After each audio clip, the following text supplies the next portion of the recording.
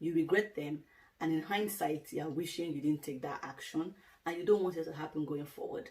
So what I'm going to be doing today is pointing out these mistakes, these red flags, these examples, so that you can avoid them when you see them coming. Hello friends, welcome back to my channel, The Bulletproof Life, where I share information, tips and hacks to help you take control of your life and achieve that dream life you desire. Today I'm going to be talking about financial mistakes and how to avoid them. If you're a regular on my channel, you've probably noticed that I've done a video on money habits you need to avoid. So the mistakes I want to talk about today are different from money habits. With money mistakes, they're usually a one-off. You regret them, and in hindsight, you're wishing you didn't take that action, and you don't want it to happen going forward. So what I'm going to be doing today is pointing out these mistakes, these red flags, these examples, so that you can avoid them when you see them coming. So when you see them coming from afar, you can judge them as what they are, mistakes, and you can avoid them. As I share these mistakes, I will point out the ones that I've done, just to show you that, we're all doing these things. We've all had these experiences. They've happened to all of us. And some of these mistakes, when you hear them, they're going to be familiar to you because we've made them in the past. So the whole idea of this video is to put these mistakes in front of your face so that one, you remember them for what they are, mistakes, and you can avoid them in future. So let's get started. The first one is borrowing money that accrues interest to start a business. So you have the idea, you have a business idea and you want to start it. Fantastic. Don't borrow money that accrues interest to start a business. Now, don't get me wrong. I'm not saying don't borrow money at all. If you have the bank of mom, dad, friends, uncles, aunties who want to borrow you money that doesn't accrue interest to start a business because they believe in you or they believe in your business idea, that's perfectly fine. But don't take a bank loan to start a business, especially a loan that accrues interest.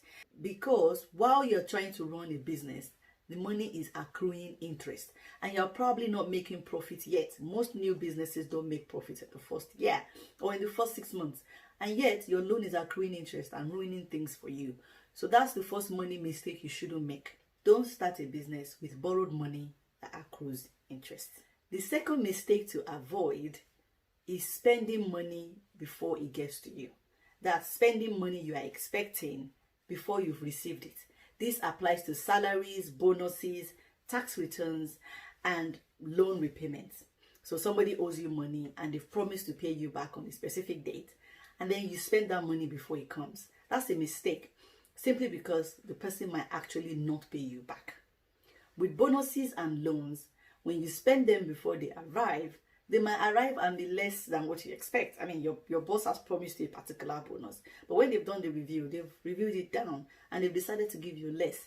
It kind of puts a bitter taste in your mouth because the bonus is now less than what you expected and you've spent it, so you are more likely to fall into debt. Same applies with your salary. If you spend your salary before it arrives, when it actually arrives, you have less to spend now that the money has arrived, and you are more likely to fall into debt. So, don't spend money you haven't received. Forgetting to cancel a free subscription. So a lot of apps and websites now offer you a free subscription, 1 month free subscription. Spotify offers it, Amazon free delivery offers it. A lot of businesses offer it, and a lot of us jump on it because it's free for the first month. Aha. But these businesses ask you for your card details before they offer you that service.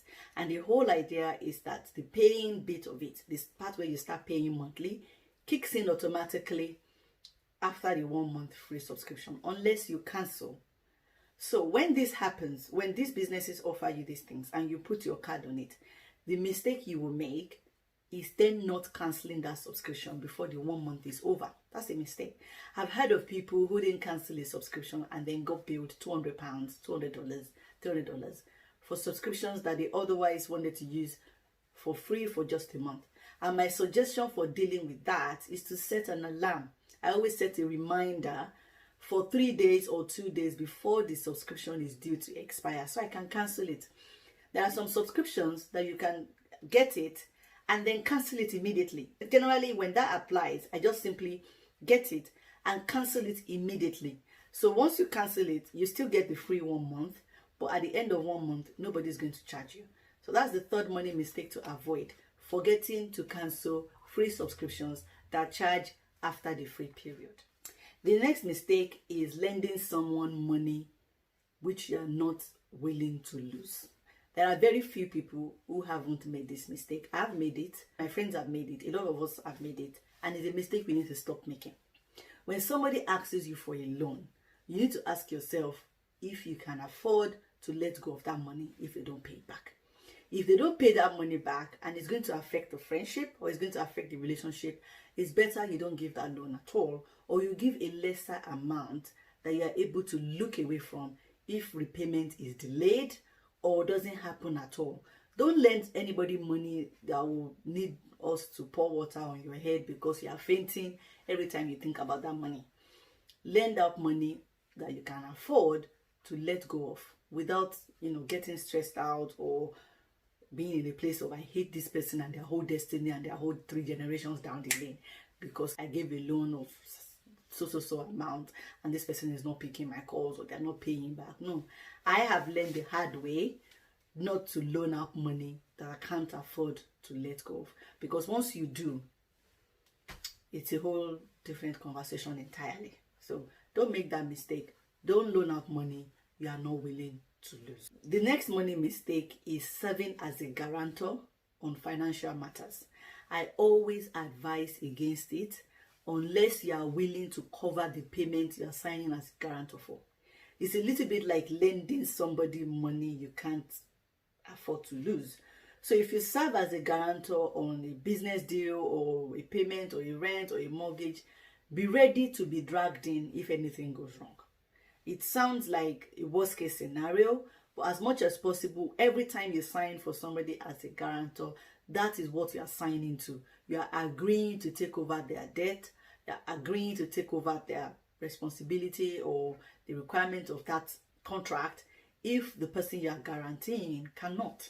So as much as possible, don't make the mistake of signing yourself as a guarantor on a financial matter if you are not willing to take responsibility for the financial matter.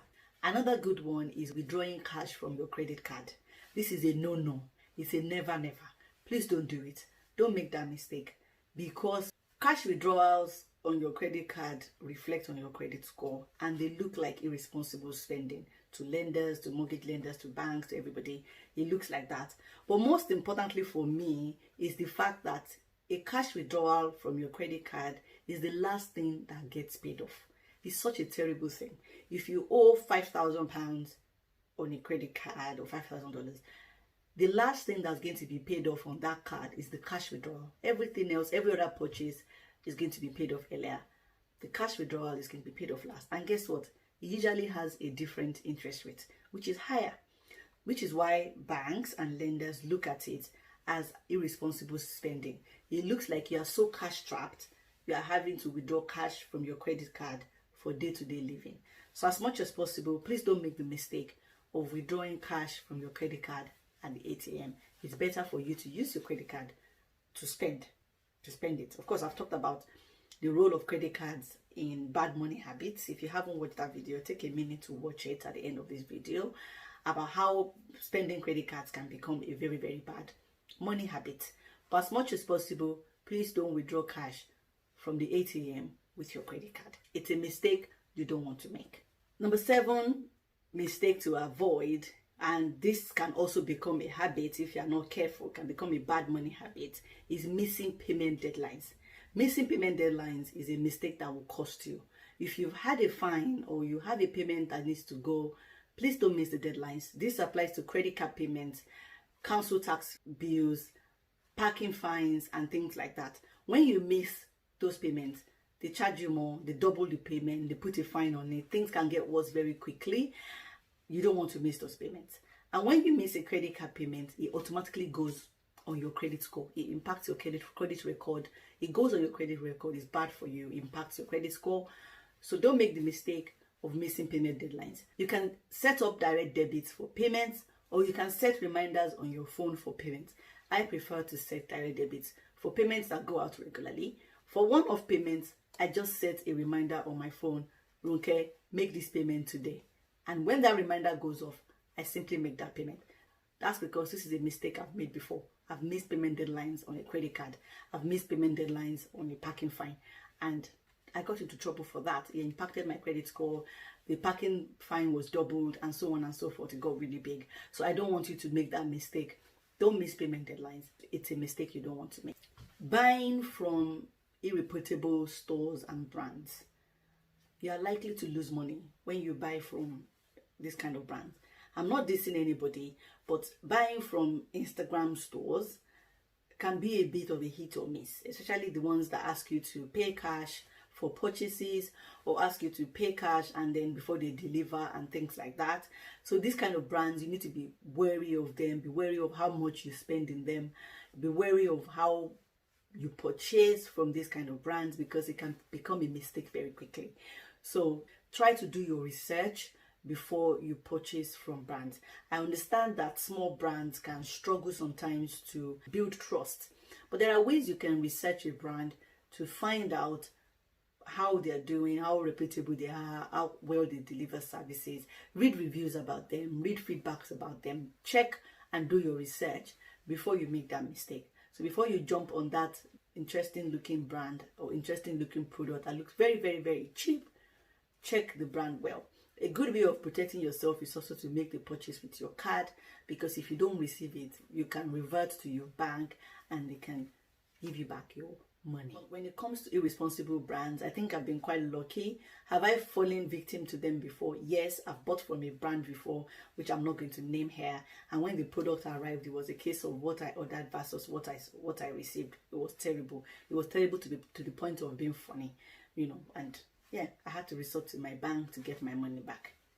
Another good one is taking part in Ponzi schemes, pyramid schemes.